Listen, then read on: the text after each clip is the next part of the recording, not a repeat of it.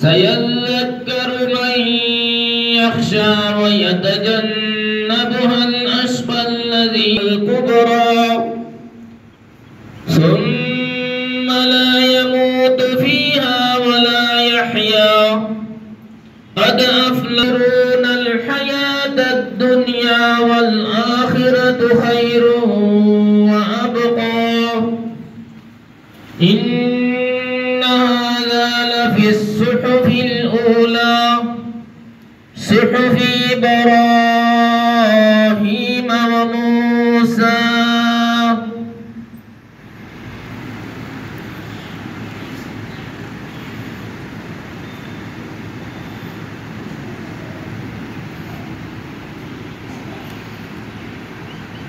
سمع الله لمن حمده.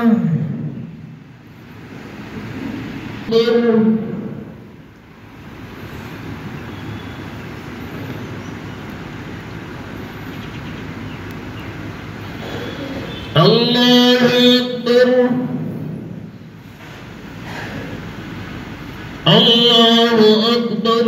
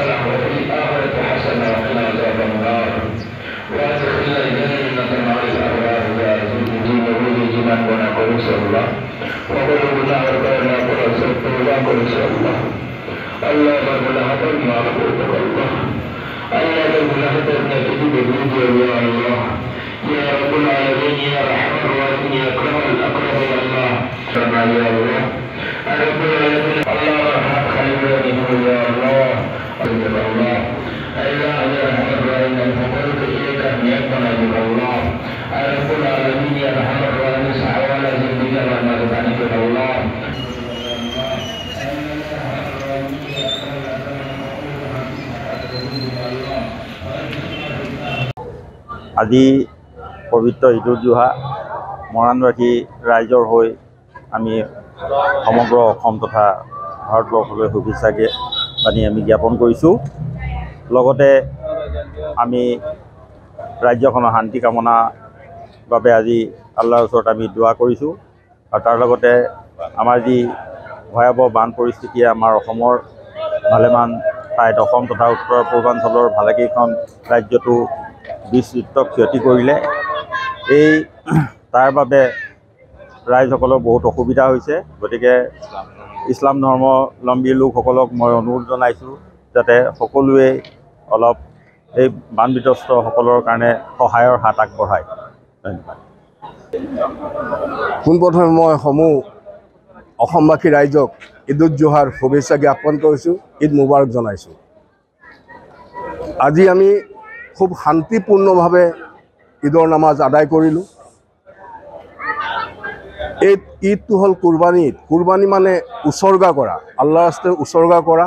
গতিকে এইখিনি কাম, বাকী যিখিনি কাম আছে সেইখিনি কাম অতি সোনকালে সমাপন হ'ব।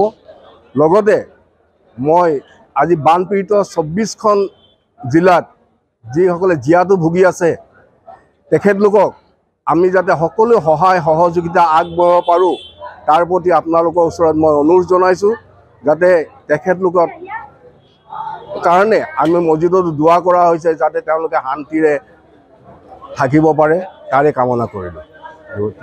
যিকোনো খবৰৰ বাবে যোগাযোগ কৰক 7099017330 লগতে 7099017110 নম্বৰত।